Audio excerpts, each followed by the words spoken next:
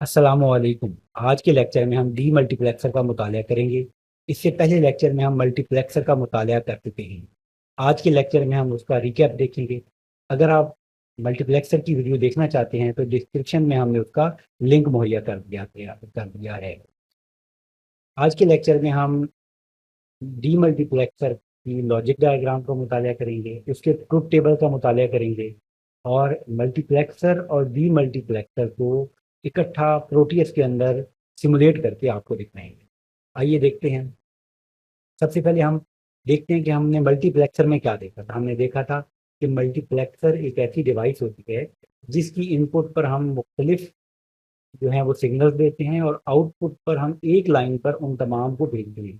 कैसे भेजते हैं? हमारे पास सिलेक्टर की लाइंस होती हैं, उनके ऊपर जो हम डाटा देते हैं उससे ये तय होता है कि कौन सी इनपुट जो है वो आउटपुट के साथ कनेक्टेड होगी। हमने ये भी देखा था कि जो मल्टीप्लेक्सर होता है वो सिंपली ये क्या होता है, डाटा सिलेक्टर होता है। तो इसका हमें फ़ायदा क्या होता है? इसका हमें फ़ायदा ये होता है, यानी कि मल्टीप्लेक्सर का फ़ायदा हमें ये होता है कि हमारी जो नंबर ऑफ़ लाइन्स होती हैं वो कम इस्तेमाल होती हैं। इस तरह से हमारा जो सर्किट डिज़ाइन होता है वो सादा बनता है और हमारी जो कॉस्ट है उसमें भी कमी वाक़या होती है। तो आज हम क्या देखेंगे? आपने देखिए ये क्या था? ये मल्टीप्लेक्सर था और आज हम देखेंगे डीमल्टीप्लेक्सर को देखेंगे। मल्टीप्लेक्सर के अंदर हमने बहुत सारी इनपुट दी थी और आउटपुट हमने एक लाइन पर भेजी थी और इसके लिए हमने क्या किया था कि कौन सी इनपुट को आउटपुट में भेजना है, उसके लिए हमने सिलेक्टर जो इनपुट्स हैं उनको इस्तेमाल किया था। इसी तरह से डीमल्टीप्लेक्सर जो है उसमें एक इनपुट देते हैं और आउटपुट पर हमारे बहुत सारी लाइनें होती हैं और सिलेक्टर इनपुट की मदद से हम सिलेक्ट करते हैं कि किस वक्त जो इनपुट लाइन है उसको आउटपुट पे भेजा जाएगा। इस तरह से जो है हमारा डाटा अपनी दुरुस्त लाइनों पर पहुंच जाता है। इसको तफसील से देखते हैं। जो एक डीमल्टीप्लेक्सर होता है उसकी इनपुट एक ही होती है, आउटपुट कई हो सकती हैं, 2 भी हो सकती हैं, 4 भी हो सकती हैं, 8 भी हो सकती हैं। जैसा कि हमने इस सिंबल के अंदर दिखाया है कि इसकी 3 जो है वो सिलेक्टर इनपुट हैं। तो 3 सिलेक्टर इनपुट की मदद से हम जो है वो 8 जो है हमारे पास आउटपुट लाइनें हैं, उनके ऊपर किसी एक पर इनपुट जो डाटा है उसको भेज सकते हैं। आइए डीमल्टीप्लेक्सर की एनालॉजी देखते हैं। लॉजिक गेट्स की मदद से हमने एक सर्किट बनाया है, उससे हम देखते हैं कि जो डीमल्टीप्लेक्सर होता है वो काम किस तरह से करता है। सामने आपको सर्किट दिखाया गया है। इसके अंदर हमने 2 सिलेक्टर इनपुट S0 और S1 से ज़ाहिर की है। देखिए ये दोनों जिनको हम दिखा रहे हैं ये क्या हैं? ये सिलेक्टर इनपुट हैं और ये हमारी डाटा इनपुट है और ये हमारी Y0 से लेकर Y3 तक हमारी आउटपुट्स हैं। हम इन 2 सिलेक्टर इनपुट की मदद से ये सिलेक्ट करेंगे कि इन चारों में से कौन-सी जो आउटपुट है वो सिलेक्ट होगी। देखिए अगर मैं इन पर 0, 0 दे दूँगा तो ये हमारी पहली जो है जो आउटपुट है वो क्या होगी, जिसको हमने Y0 या Y0 से ज़ाहिर किया है वो सिलेक्ट हो जाएगी। यानी कि अगर D पर हम 0 देंगे तो इधर 0 आएगा और इधर 1 देंगे तो इधर 1 आएगा। इसी तरह से अगर मैं 0, 1 दे दूँगा तो हमारे पास ये Y1 वाली जो आउटपुट है ये सिलेक्ट हो जाएगी और ये वाला डाटा इसके साथ कनेक्ट हो जाएगा। इसी तरह से अगर मैं 1, 0 दे दूँगा तो हमारा ये डाटा लाइन जो है ये इसके साथ कनेक्ट हो जाएगी, लॉजिकली इसके साथ कनेक्ट हो जाएगी। और अगर मैं दोनों पर 1, 1 दे दूँगा तो हमारे पास ये जो आखिरी लाइन है हमारे पास ये सिलेक्ट हो जाएगी। इसी चीज़ को हमने ट्रुथ टेबल में भी दिखाया है। पहले हम इसको चला के देख लेते हैं, उसके बाद हम ट्रुथ टेबल को गौर से देखेंगे। देखिए हमने इसको चला दिया। जब हमने इसको चलाया है तो चूँकि हमने दोनों पर 0, 0 दिया हुआ है और डाटा इनपुट भी 0 है, तो हमने ये कहा है कि हमारी ये वाली जो आउटपुट है ये सिलेक्ट हो जाएगी। लेकिन तमाम पर 0, 0 इस वजह से ज़ाहिर हो रहा है क्योंकि हमने इनपुट पर ही 0 दिया। देखिए जैसे ही हम इनपुट पर 1 देंगे तो ये हमारी जो इनपुट है ये हमारी Y0 आउटपुट के साथ जुड़ जाएगी और Y0 पर वो आउटपुट मुहैया हो जाएगी जो हमने इनपुट पर दी है। देखिए हम इसको चेंज करते हैं तो हमारी ये वाली आउटपुट चेंज हो रही है और बाकी तमाम आउटपुट पे कोई असर नहीं पड़ेगा। तो ये तो हमारा हो गया ये वाला हिस्सा जिसमें हमने कहा है कि अगर जो हमारे कंट्रोल सिग्नल हैं यानी कि S0 और S1 इनको हम 0, 0 दे दें तो हमारी ये पहली वाली जो आउटपुट है ये सिलेक्ट हो जाती है और इसके ऊपर जो डाटा होता है वो डी इनपुट के मुताबिक होता है, यानी डी इनपुट पर 0 होगा तो जो हमारे पास वाई नॉट है उस पर 0 होगा, और बाकी तमाम आगे हमने वाई थ्री भी आपको दिखा देते हैं करके। ये देखें वाई थ्री पर भी हमारे पास क्या आ रहा है, 0 ही आ रहा है, और जो हमारी ये पहले वाली आउटपुट है वो फॉलो कर रही है हमारी डी इनपुट को। तो आइए आगे चला के देखते हैं कि अगर हम इसको 0 और 1 दे देते हैं, जब हमने 0 और 1 दिया तो हमारी कौन सी आउटपुट सेलेक्ट हो गई, हमारी ये वाली आउटपुट सेलेक्ट हो गई जिसको हमने वाई वन से जाहिर किया है। देखिए क्योंकि अभी 0 है तो यहाँ पर भी 0 आ रहा है, अभी हम इसको 1 करेंगे तो इस पर 1 जाहिर हो जाएगा। देखिए हमने अगर सेलेक्टर इनपुट पर 0 1 दिया था और इधर 0 दिया था तो फिर तो तमाम आउटपुट पर 0 ही आएगा, लेकिन जैसे ही हम डी इनपुट पर 1 देंगे तो जो वाई वन हमारी जो है वो आउटपुट है जिसको हमने यहाँ पर शो किया है वो क्या हो जाएगी, वो 1 हो जाएगी। इसको हम 0 करके देखते हैं कि तो जैसे ही हम 0 करते हैं तो 0 हो जाता है, क्योंकि हमने इनपुट पर 0 किया है। तो आइए अभी हमने क्या करके देखना है, अभी हमने 1 0 करके देखा, क्योंकि हमने इसको 1 0 करके देखा तो हमारी कौन सी वाली आउटपुट लॉजिकल इनपुट के साथ कनेक्ट होनी चाहिए, हमारी ये वाली जो वाई टू है इसको कनेक्ट होना चाहिए। देखिए हम इसको बदल रहे हैं तो इसकी आउटपुट भी बदल रही है, और बाकी जो हमारे पास वाई जीरो वाई वन और वाई थ्री है इन पर कोई फर्क नहीं पड़ रहा। तो इसको हमने यहाँ पर शो किया है। देखिए कि हमने ये शो किया है कि अगर 1 0 सेलेक्ट करेंगे तो हमारी वाई टू इनपुट जो है वो सिलेक्ट होगी, और अगर डी पर 1 होगा तो इस पर 1 होगा, और डी पर 0 होगा तो इस पर भी 0 होगा, और बाकी जो हमारी आउटपुट हैं उन पर कोई असर नहीं पड़ेगा। आइए आखिरी केस देखते हैं, अगर हम इसको 1 1 सेलेक्ट कर देते हैं तो हमारी जो आखिरी आउटपुट है वाई थ्री वो हमारी सिलेक्ट हो जाती है, और अगर हम डी पर 1 देंगे तो इधर 1 आएगा, डी पर 0 देंगे तो इधर 0 आएगा, और बाकी जो हमारी इनपुट्स हैं इन जो आउटपुट्स हैं उन पर कोई असर नहीं पड़ेगा। देखें ये वाली सिलेक्ट हो गई है। तो इस तरह से आपको ये आइडिया हो गया होगा कि हमारा डी मल्टीप्लेक्सर किस तरह से काम करता है, ये उसका ट्रुथ टेबल है और ये उसकी लॉजिक डायग्राम से एनालिसिस है। आइए प्रैक्टिकल मल्टीप्लेक्सर और डी मल्टीप्लेक्सर का मुताला करते हैं। मेरे नज़र स्कीमेटिक डायग्राम में हमने 4539 आईसी को बतौर मल्टीप्लेक्सर इस्तेमाल किया है, जबकि 74155 आईसी हमारे पास बतौर डी मल्टीप्लेक्सर इस्तेमाल हो रही है। जो हमारे पास मल्टीप्लेक्सर आईसी है इसमें भी 2 चैनल हैं, और डी मल्टीप्लेक्सर आईसी में भी 2 चैनल हैं। चैनल से मुराद ये है कि आप ये गौर करें कि यहाँ पर हमारे पास 4 डाटा इनपुट हैं और यहाँ पर अलग 4 डाटा इनपुट हैं। ये एक चैनल हो गया, ये दूसरा चैनल हो गया। इसी तरीके से जो वाई वन के नाम से हमने ये 4 आउटपुट दिखाई हैं, ये डी मल्टीप्लेक्सर का एक चैनल है, और 2y के नाम से जो है ये दूसरा चैनल है।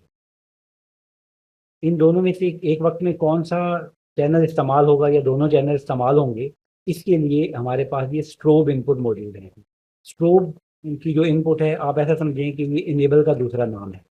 इसी तरह से हमारे पास जो डी मल्टीप्लेक्सर है इसमें जो चैनल सिलेक्शन है उसके लिए ये हमारे पास 1E और 2E नाम की जो इनपुट्स हैं ये मौजूद हैं, जो कि ये बताती हैं कि कौन सा चैनल सिलेक्ट होना है। आप फ़र्क देखें कि इसके अंदर जो हमारे पास स्ट्रोब हैं इनके साथ यहाँ पर कोई इन्वर्जन यानी कि कोई बबल मौजूद नहीं है, कोई इन्वर्जन का सिंबल मौजूद नहीं है। इसलिए इसमें अगर हम स्ट्रोब 1 पे हाई मुहैया करेंगे तो हमारा ये वाला चैनल सेलेक्ट हो जाएगा, जबकि अगर हम दोनों पे हाई मुहैया करेंगे तो दोनों सेलेक्ट हो जाएंगे। और यहाँ पर जो कि बबल मौजूद है, लिहाजा अगर हम जिसको लो कर देंगे या फिर ग्राउंड कर देंगे तो वो वाला चैनल सेलेक्ट हो जाएगा। अभी हमने दोनों को लो कर दिया है तो हमारे दोनों चैनल सेलेक्टेड हैं, लेकिन हमने क्योंकि इनपुट सिर्फ एक ही पर मुहैया किया है, लिहाजा हमारा सिर्फ ये पहला वाला चैनल जो है ये सिलेक्टेड होगा।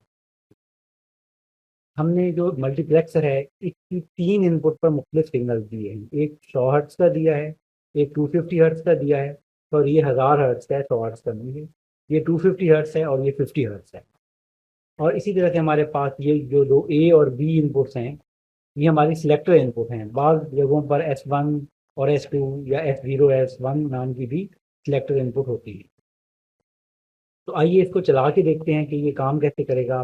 इससे पहले ये देख लेते हैं कि इस काम किस तरह से करना चाहिए। देखें अगर हम यहाँ पर 0 0 मुहैया करेंगे तो हमें ऐसा लगता है कि हमारा ये वाला चैनल सेलेक्ट होगा, और अगर हम 0 1 सेलेक्ट करेंगे तो ये वाला चैनल सेलेक्ट होगा। अगर हम 1 0 सेलेक्ट देंगे तो हमारे पास ये 50 हर्ट्ज़ वाला सेलेक्ट होना चाहिए, और अगर 1 1 देंगे तो X3 सेलेक्ट होना चाहिए जिसके ऊपर हमने इनपुट नहीं दी। अच्छा, और डीमल्टीप्लेक्सर में से क्या चीज़ सिलेक्ट होनी चाहिए? देखिए, हमने यही वाली इनपुट सेम हमने डीमल्टीप्लेक्सर को भी दे दी है। तो होना ये चाहिए कि जब हम एक्स ज़ीरो को सिलेक्ट करें तो हमारी ये इनपुट जो है ये मल्टीप्लेक्स्ड होकर यहाँ पर जाएगी और वो हमें किस पर मिल जाएगी? y10 पर मिलेगी। तो आइए देखते हैं कि हमारा ये सर्किट किस तरह से काम करता है। सिमुलेशन स्टार्ट करके देखते हैं। ये देखिए, हमने प्रोटीएस की सिमुलेशन स्टार्ट कर दी है, और लेकिन इसकी हमें सही से समझ इस वक्त आएगी जब हम ऑसिलोस्कोप ऑन करेंगे। देखिए, ये हमारे पास डिजिटल ऑसिलोस्कोप है। देखिए, ये जो येलो कलर से हमें वेव फॉर्म नज़र आ रही है, ये बेसिकली हमने जो दी है वो ये हमने यहाँ पर दिखाया है, जो कि हमें जो हमारी मल्टीप्लेक्सर की आउटपुट है और डी मल्टीप्लेक्सर की इनपुट है। तो ये हमें बेसिकली जो हमने यहाँ पर इनपुट दी थी जो 1000 हर्ट्ज की है वो हमें नज़र आ रही है। और हमें जो ब्लू के ऊपर है, क्योंकि ब्लू के ऊपर हमने जो है वो बी दिया है और बी हमने y10 पर दिया है। तो जो इनपुट हमने यहाँ पर दी वो हमें आउटपुट पर मिली और वो हमें यहाँ पर आउटपुट पर मिलेगी। जैसे ही हम यहाँ पर अपनी सिलेक्शन चेंज करेंगे तो हमारा ये वाला चैनल चेंज हो जाएगा और ये हमें आउटपुट भी चेंज होती हुई नज़र आएगी। देखिए, हमने 0 1 किया, तो 0 1 किया तो देखिए हमारी फ्रीक्वेंसी क्या हो गई? कम हो गई। फ्रीक्वेंसी हमारी अच्छी खासी क्या हो गई है? कम हो गई है। और हमारी जो इनपुट सेलेक्ट हुई है वो कौन सी सिलेक्ट हुई है? वो हमारी ग्रीन वाली इनपुट सेलेक्ट हुई है, जो कि लास्ट वन है। तो ऑल वन ये क्या है? ये 50 हर्ट्ज हमारे पास सिलेक्ट हो गई। अभी हम इसको 10 करके देखते हैं। 10 जैसे ही हम सिलेक्ट करते हैं तो हमारे पास जो 250 वाली इनपुट है वो क्या हो गई है? वो सिलेक्ट हो गई। तो आप ये देख सकते हैं कि हमारे पास ये वाली इनपुट सिलेक्ट हो गई।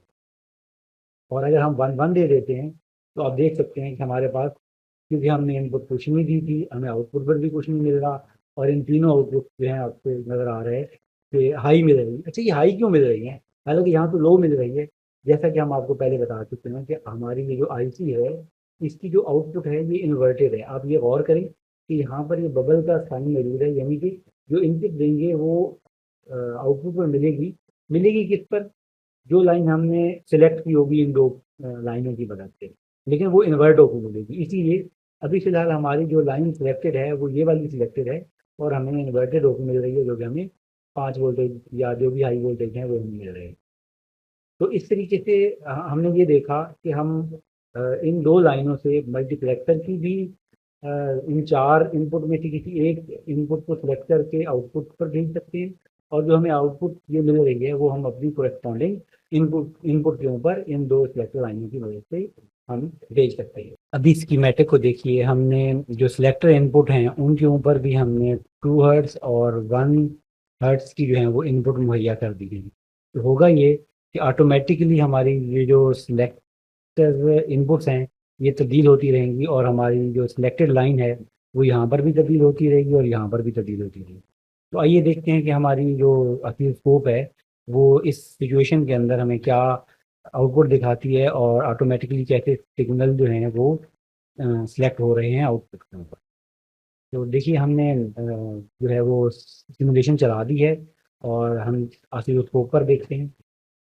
अब आप जैसा कि आप देख सकते हैं कि यहाँ पर हमें हमारे पास जो ये हमारे पास क्या आ रहा है?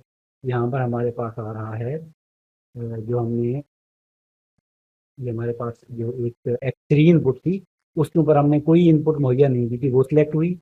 उसके बाद हमारे पास ये 1000 हर्ट्ज वाली सिलेक्ट हुई।